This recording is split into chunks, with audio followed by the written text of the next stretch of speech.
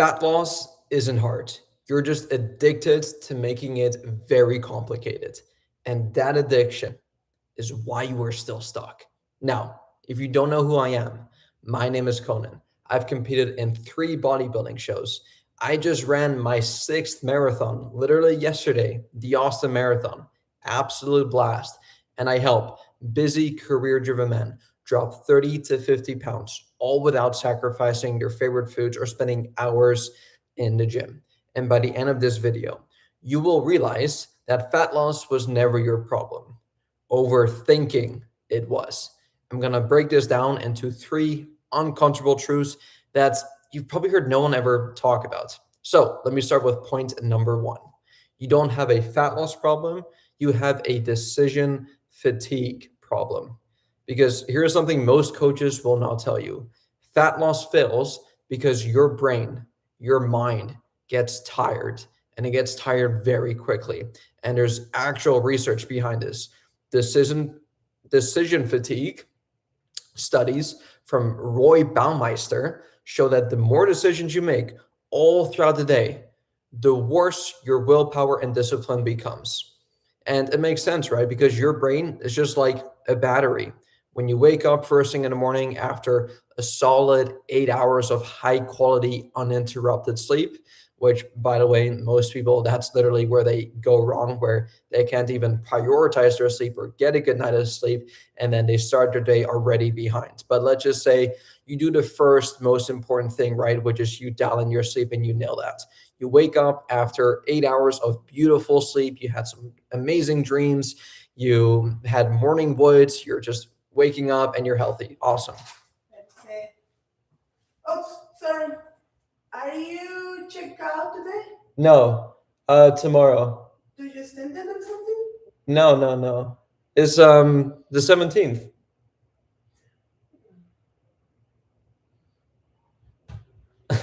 So sorry, let me see. Yeah, I believe it was 11 a.m. tomorrow. Okay. Do you want to come and verify? Like, I have it for today, so just I have to make sure you see I have you on my system. Okay. Yeah, so sorry. You come tomorrow?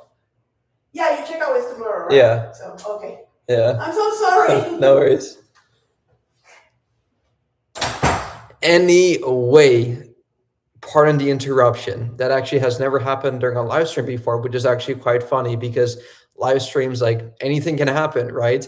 And thankfully, up until now, nothing usually does happen during live streams. But now, as you guys can tell, something just happened. But we are back to it once again. So let me go back to what I said earlier about this study from Roy Baumeister.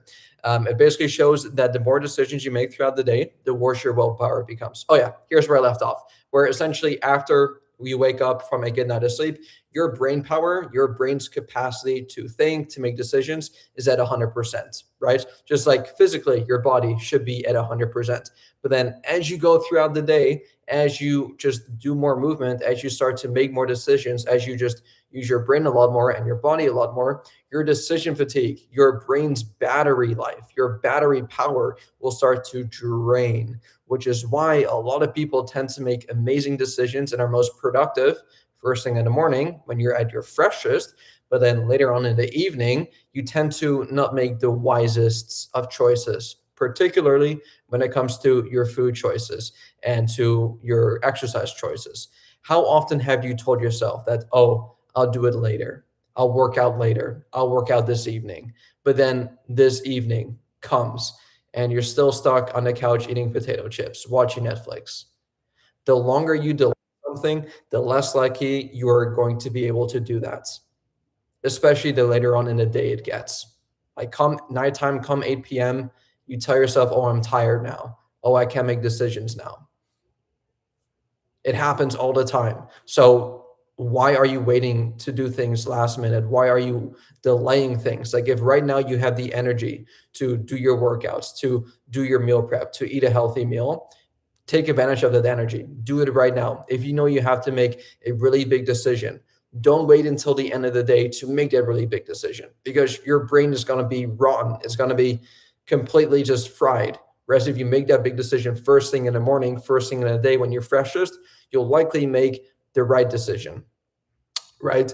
And so once again, This diminishes throughout the day, and your willpower will become worse, and your self control will drop. No one really cheats or binges on their diets first thing in the morning for breakfast.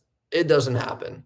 Whereas at nighttime, that's when most people go overboard, right? Because yeah, their decision fatigue is just so high, and they don't want to be thinking about what to cook for dinner anymore or what to eat for my next meal. Like, no, just give me something what that's most convenient, easiest ice cream. Let me order from Uber Eats. Requires no prep, no skill. I just gotta call my phone and then boom, it's delivered, right? And think about your average day, just your average day, not from a work related perspective, but just from a fitness perspective. You're probably having all these thoughts, especially with social media. You're scrolling, you get all these new ideas, and you're asking, should I be intermittent fasting? Should I be fasting today? Should I do the keto diet today?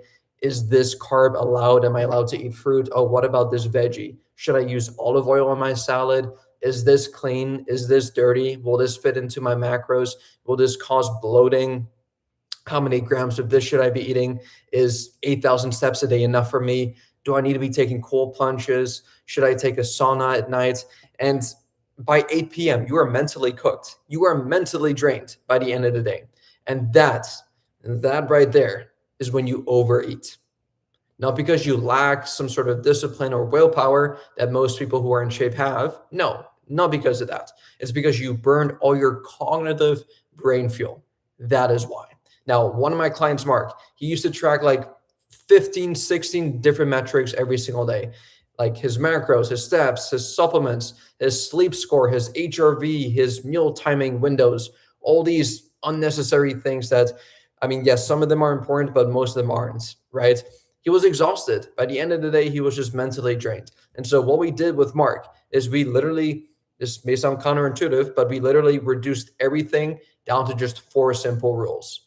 Eat protein at every meal. Lift weights 2 to 4 times a week. Walk every single day and sleep 7 hours each night.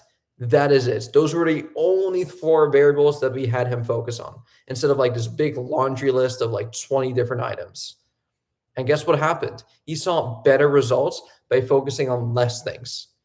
He probably did less things as well because now instead of like waking up and immediately checking his sleep score or having his watch tell him that, hey, you are energized today, or hey, you are not energized today. Take a rest day. And by the way, like quick side tangent, I have never kept track of my sleep. I know some of my friends keep track of their sleep. And I just think it's such a, I won't say stupid thing, but you know your body better than a random watch should. And if you just woke up from a good night's of rest and you feel energized, but then you look at your watch and it says you had a bad sleep, your HRV is too high or it's too low or whatever, and it just recommends you to take a day off, but you feel amazing, well, that's going to mess with your brain, right? And like WAP or all these other watches, they're not going to know how you feel after waking up. So I think the best metric, just in general, is how do you feel? Not what does your Apple Watch say, not what WAP or Whoop says.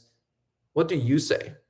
First thing in the morning, you should know, did you have a good night of sleep or bad night of sleep? Anyway, tangent over. So going back to Mark, we had him reduce his thing to 4 things. And as a result, he lost 28 pounds in 5 months. He saw better results by focusing on less things. No hacks, no dopamine circus, just fewer decisions. That is it. I guarantee you, if you can go through life and like audit the decisions you make and ask yourself, are these good decisions that I should be making, or are these stupid decisions that don't even require me to be thinking about it? But I guarantee you, the less decisions you make throughout the day, the more productive you will be and the more likelihood of success at anything in life. The most successful people I know, the most successful entrepreneurs, businessmen, they don't really do a whole lot, right? They maybe make 1, 2 big decisions in a year, and that is it. For the rest of the time, they're just analyzing, they're looking at things, they're doing whatever. But when it comes to like making the decision, actually making that decision, they probably only make like a couple throughout the year. But those are some big decisions, which does require homework, studies, all these other things. The simpler this system overall can be, the stronger your adherence will be. And adherence is what the research consistently shows predicts long-term fat loss success. So moving on to point number 2, you're trying to be way too perfect instead of predictable. A lot of people tell me, I have not started this thing yet. And I ask them, why haven't they started? And they always tell me, I'm waiting. Waiting for what? For the perfect moment. I gotta wait until school finishes. I gotta wait until I get the promotion at work. I gotta wait until my wife allows me to do something. I gotta wait until the kids come back from school. I gotta wait until my kids graduate college, until they graduate high school. I gotta wait and wait and wait and wait and wait for the perfect moment. And then what? And then something else will come up. And then you got to wait for the perfect moment again. Like, guys, there's always something that comes up. Life will just constantly keep on slapping you in the face, throwing curveballs at you. It'll keep on doing things. And I find it so ironic because the older you get, the more you should be realizing this. Like, as a 20-year-old, 25-year-old, 30-year-old, 40-year-old, I hear 50-year-old people. I get on sales calls every single day of people who could potentially be wanting to be part of our program. We don't work with everyone, by the way. And the people who are not a good fit, and I can tell this right away, the biggest red flag I see with a lot of people, especially as they're older, and they say that, oh, I haven't been in shape because I'm busy and I'm waiting for the perfect moment. That is a big red flag, because that goes to show me that they're constantly going to be waiting. And as soon as something happens in their life, they're just going to stop. Right? Whereas the most successful clients that we have, they took messy action. They started despite going through a transition at work. They started despite going through a messy situation at life. They just started. They took action. They wanted to do the thing, and they just started. They took messy action. It wasn't perfect whatsoever. And my journey is not perfect. Our most successful clients, like, their journey is not perfect. There are going to be bumps along the road. You're going to be having to take days off. You're going to be having to make changes along the way. You're going to have to change up your workouts, change up your meal plan, change these things, because life is constantly evolving. It's like this ocean, and it has these waves, and you got to just like swim through the waves, and you got to like maneuver through them, right? It's not going to be a straight path. If it was a straight path, it'd be easy.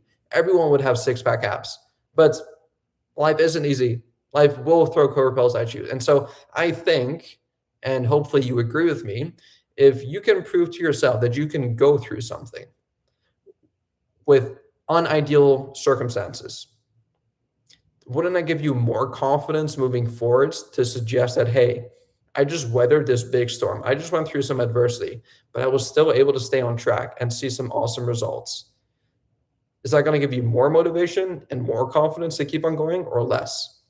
I think it's going to give you more motivation. And that is why the people that win, they just keep on winning and winning and winning. And the people that lose, they just keep on losing and losing and losing. And so the gap just keeps on widening between the winners and the losers, not just in fitness, but in most areas of life, right? And so here's something that no one talks about.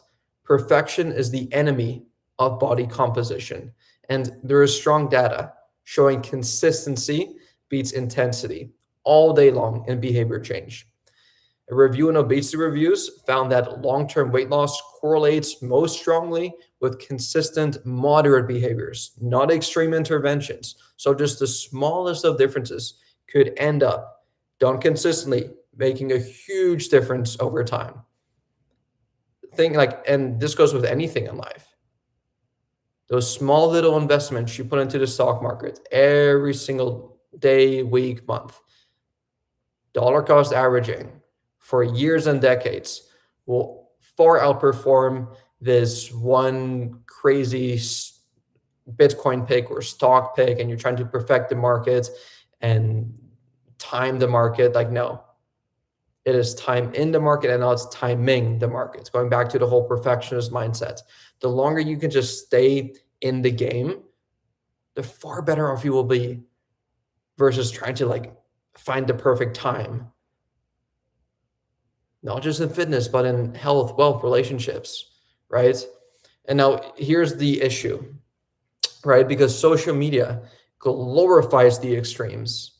Instagram, TikTok, YouTube, You see people do 75-day hard challenges. You see people doing these weird, crazy diets, 0 carbs, or they do 2-a-day workouts. They do cold plunges at 4 a.m.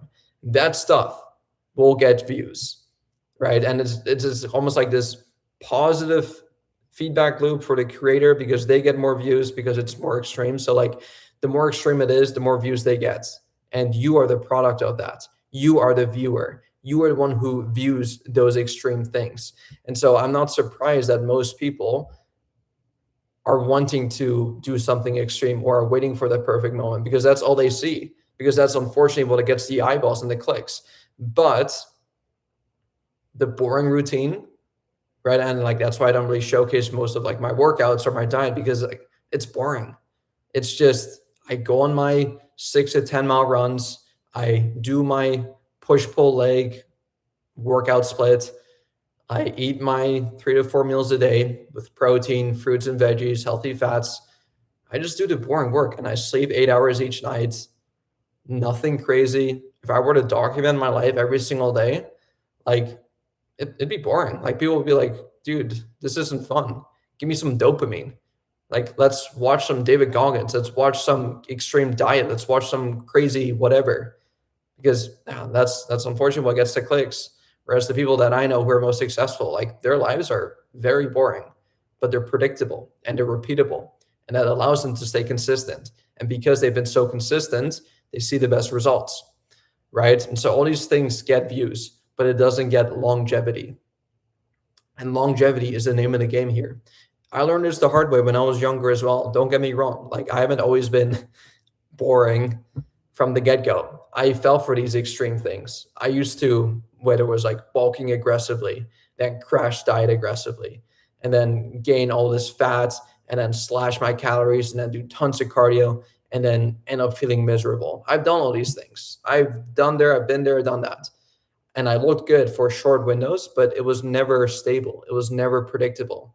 It was never consistent because I was doing extreme things that are not meant to be consistent or consistently sustained. Now, when I finally realized, and I should have realized this a lot sooner, but that's why I'm making these videos now to help you guys, to help my clients, to help my younger self. When I finally stopped chasing these brutal, extreme, quote unquote, perfect weeks and started just chasing predictable weeks, everything changed. Same breakfast, same grocery list, same gym schedule, boring, but boring skills. Simplicity skills, complexity fails. One of my favorite sayings. Your body doesn't need more excitement. It just needs more repetition. That is what you're looking for, or at least that is what you should be looking for. And now here's my last point. You are solving the wrong problem at the wrong time because most men think fat loss is about food, nutrition, and surface level, yes, nutrition plays a huge role in fat loss, right? You cannot break the rules of thermodynamics. You eat more than you burn, you gain fat. You eat less than you burn, you lose fat. Very simply put. But it isn't just about food. If we go a level deeper, it is about identity. Who do you perceive yourself to be as? How do people view you? How do you yourself view yourself? Because research in behavioral psychology shows that identity-based habits stick far more than outcome-based habits. And so many people have this the other way around, where they focus on the outcome without focusing on their identity. Like they want the six-pack abs. They want the 500-pound bench press. Like they want the thing, but then they don't even think about the person that they need to become in order to maintain that thing. Because I could very well, if you're 50 pounds overweight, I could give you six-pack abs. Let's just say I snap my fingers and then boom, you have six-pack abs. Magically solved. Awesome. You're welcome. Now what? I guarantee you, with your current identity, with the way people view you and you view yourself, you're still going to view yourself as a fat person who eats chips, and your behaviors, your habits, more importantly, dictate your identity. And so if you bring your current habits and your current lifestyle and just whatever you're currently doing into a body that has six-pack abs, unfortunately, you're not going to be able to maintain those six pack abs, and you're slowly but surely going to go back to your old body again because you have not changed your identity. You have not changed your lifestyle. You have not changed your habits in order to match the body that you want. So stop focusing on the outcome and start focusing internally. Okay, if I want six pack abs, ask yourself this question: who do I need to become in order to become the person who can get six pack abs? You can study what people with six pack abs have. Study me, right? Going back to my boring routine. I don't do anything crazy. I don't do anything drastic apart from, yeah, I do run marathons. I compete in bodybuilding shows. I do high competitions. But outside of that, like my boring, very boring diets, repeatable meals, easy meals that are easy to whip up, boring sleeping schedule, boring workout routine, just boring everything. But that allows you to be consistent. And that consistency is the key that you need in order to stay consistent, or in order to do the thing and actually maintain doing the thing, because that's the biggest thing, right? So if you think I'm trying to lose weight, you'll quit when your motivation drops, guaranteed. Going back to the first point, when your brain power, when your decision fatigue is drained, you'll just stop, right?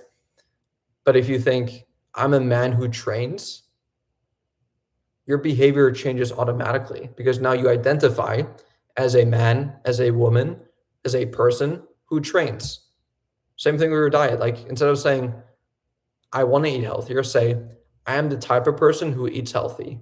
I identify as a person who eats healthy, as a healthy eating person. And this is what I tell all my clients: stop chasing abs and start acting like the man who would have them.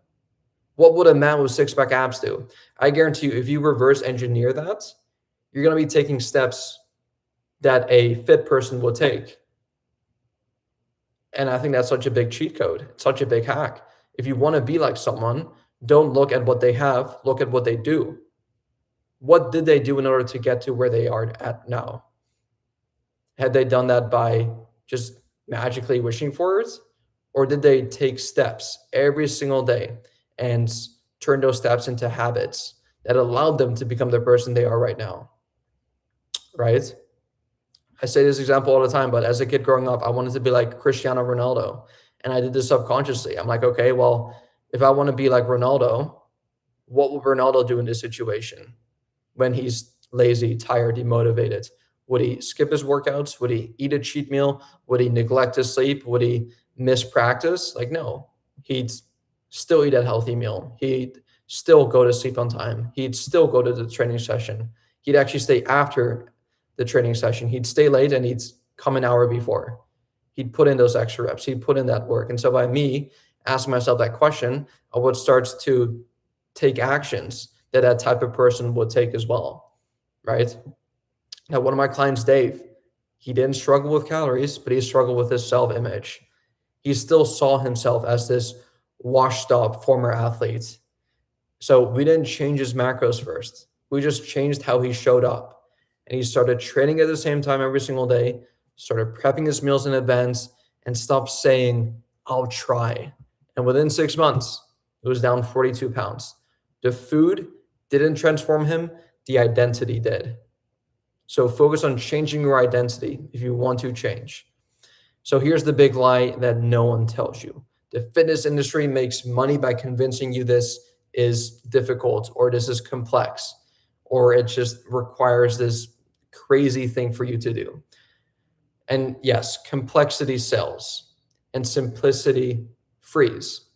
And here's what actually works. Just to condense this video down into some manageable action steps you can start implementing right away.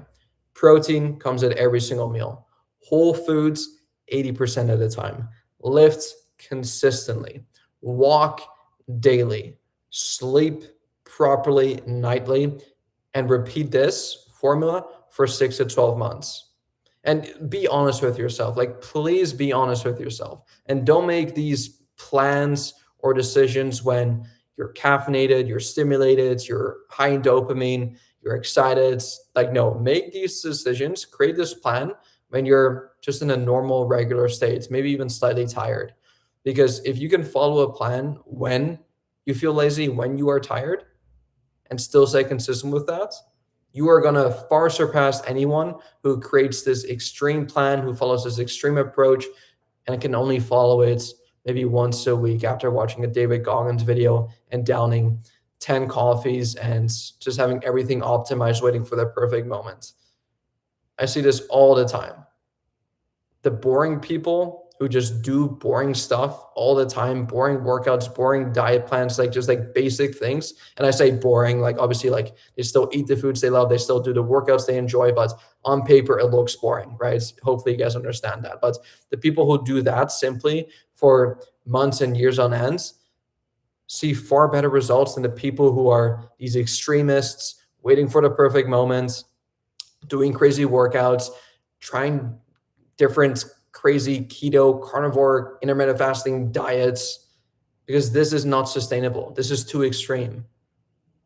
And you've been sold this dream that it has to be extreme, but it doesn't.